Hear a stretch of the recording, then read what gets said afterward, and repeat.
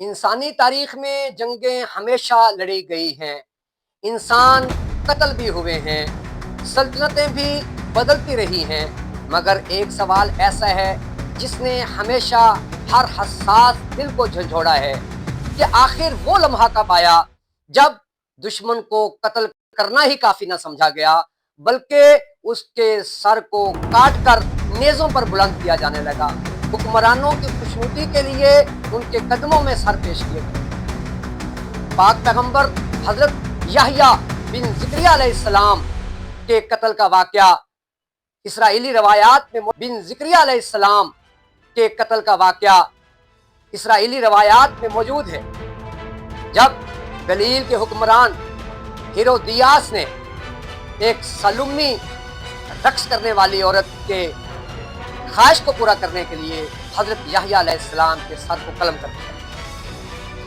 قبل مسیح میں ہمیں آشوریوں کے ہاں باقاعدہ ریاستی پالیسی کے تحت لوگوں کے سر کاٹ کر ڈھیر لگاتے ہوئے دکھائی دیتے ہیں۔ آشوریوں کے جو کتبے ملے ہیں ان کتبوں کے اوپر یہ لکھا ہوا ہے کہ یہ ریاستی پالیسی ہے کہ دشمنوں کو قتل کر کے ان کے سر کاٹے جائیں اور پھر ان کے انبار لگا دیے جائیں۔ فراعین مصر بھی اپنے دشمنوں کے سر کاٹ کر ان کا باقاعدہ ریکارڈ رکھتے تھے۔ سلطنت روما اور ایرانیوں کے ہاں ہمیں یہ دکھائی دیتا ہے کہ باغیوں کے اور مخالفوں کے سر کاٹ کر دارالحکومت میں بھیجے جاتے تھے اور پھر ان سروں کو شہروں کے دروازوں پر لٹکا دیا جاتا تھا، جسموں کو کئی مہینے سولیوں پر لٹکایا جاتا تھا۔ تو گویا سر کاٹ کر ان کو خوف پیدا کرنے کے لیے، ریاستی دہشت پھیلانے کے لیے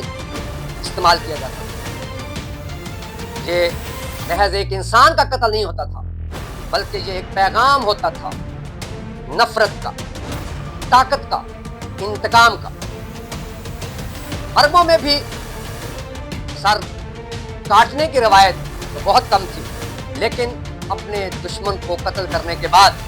ان کے ناک اور کان کاٹنا، ان کی آنکھیں نکال دینا، ان کے سینے کو چیر دینا، یہ روایت عربوں کے ہاں بھی بہت اہمیت اختیار کرتی ہے۔ اور بڑی واضح طور پر یہ روایت ہمیں غزوہ احد میں نظر آتی ہے، جب نبی کریم صلی اللہ علیہ وسلم کے محترم چچا حضرت حمزہ رضی اللہ تعالیٰ عنہ کو وحشی نے بھالا مار کر قتل کیا، تو پھر ان کے ناک اور کان کاٹے، ان کا سینہ مبارک چاک کیا اور اس میں سے سینہ مبارک چاک کرنے کے بعد اس میں سے کلیجہ نکال کر ہندا کے سامنے پیش کیا۔ ہندا نے حضرت حمزہ کے کلیجے کو چبایا۔ یہ اتنی نفرت کا اظہار اس نے کیوں کیا؟ کیونکہ حضرت حمزہ نے غزوہ بدر میں ہندا کے والد کو قتل کیا۔ اس نے اپنے باپ کا بدلہ لینے کے لیے قسم کھائی تھی کہ وہ حضرت حمزہ کا کلیجہ چبائے گا۔ رسول رحمت صلی اللہ علیہ وسلم نے جہاد کے جو اصول بیان کیے ان میں سے ایک اہم اصول یہ بیان کیا کہ اپنے دشمن کو قتل کرنے کے بعد اس کی لاش کی بے حرمتی نہ کی جائے، جسم کے اعضاء کو نہ کاٹا جائے۔ لیکن افسوس کہ بہت جلد اس اہم اسلامی اصول کو فراموش کر دیا گیا۔ زمانہ اسلام میں جس عظیم شخصیت کا سب سے پہلے سر کاٹ کر نیزے پہ بلند کیا گیا، اس کی نمائش کی گئی، وہ حضرت عمار بن یاسر، جن کے بارے میں آپ صلی اللہ علیہ وسلم نے فرمایا تھا، اے عمار تجھے ایک باغی گروہ قتل کرے۔ اور حضرت عمار بن یاسر جنگ صفین میں حضرت علی رضی اللہ تعالیٰ عنہ کی طرف سے لڑ رہے تھے کہ آپ شہید کر دیے گئے، آپ کا سر مبارک تن سے جدا کر دیا گیا۔ طبقات ابن سعد اور مسند احمد بن حنبل میں یہ واضح طور پر تحریر ہے کہ جنگ صفین میں حضرت عمار بن یاسر کو قتل کر کے ان کا سر قلم کیا گیا اور سر حضرت امیر معاویہ کے سامنے پیش کیا گیا۔ تو دو لوگ اس بات پہ جھگڑ رہے تھے، ہر ایک یہ کہہ رہا تھا کہ ان کے سر کو میں نے قلم کیا، گویا وہ انعام لینا چاہ رہا تھا۔ روایات میں آتا ہے جب حضرت عمار بن یاسر شہید کر دیے گئے تو حضرت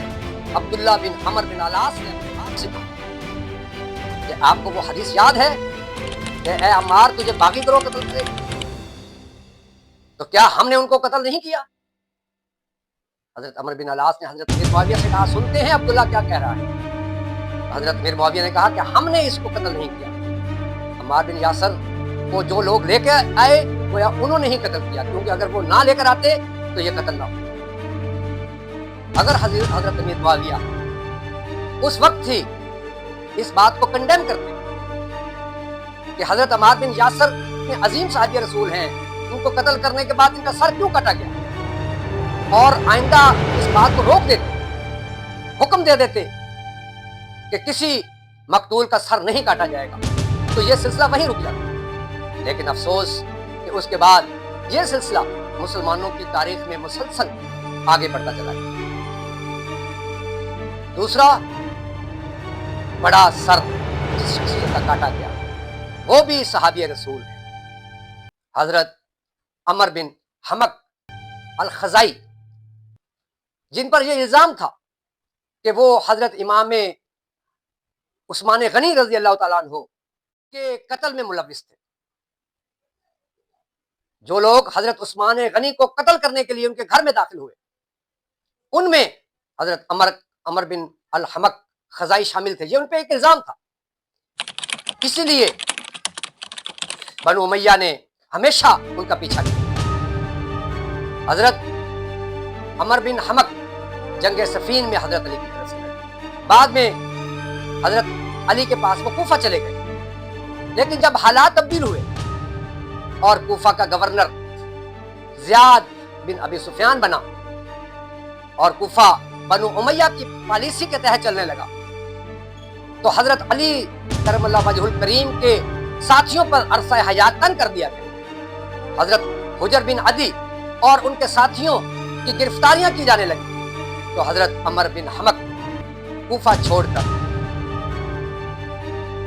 عراق کے شہر میں چلے گئے،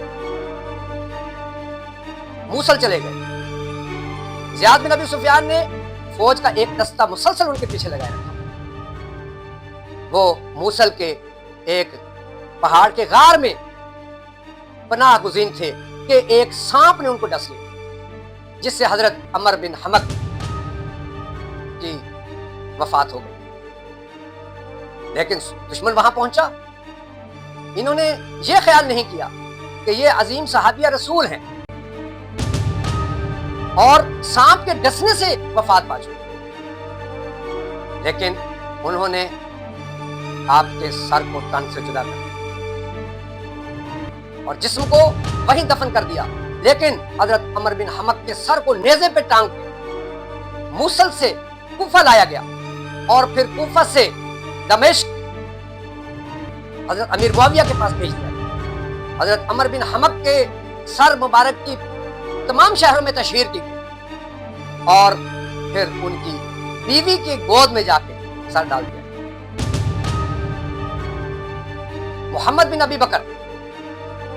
پر بھی یہ الزام تھا کہ وہ قاتلین عثمان میں شامل تھے،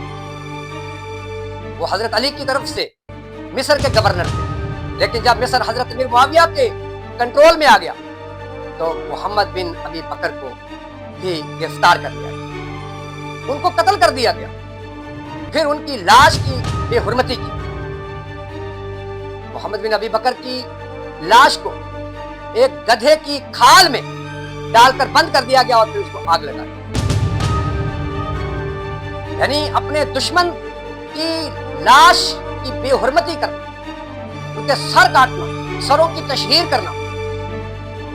ناک کان کاٹنا، لاش کو جلا دینا، یہ کہیں بھی اسلام کے اصولوں کے مطابق نہیں تھا، بلکہ یہ ریاستی دہشت گردی کی ایک بدترین مثال جو بنو امیہ نے قائم کی۔ یہ سلسلہ بڑھتا رہا اور پھر انتہائی افسوسناک سانحہ، جسے سانحہ کربلا کہا وہاں تک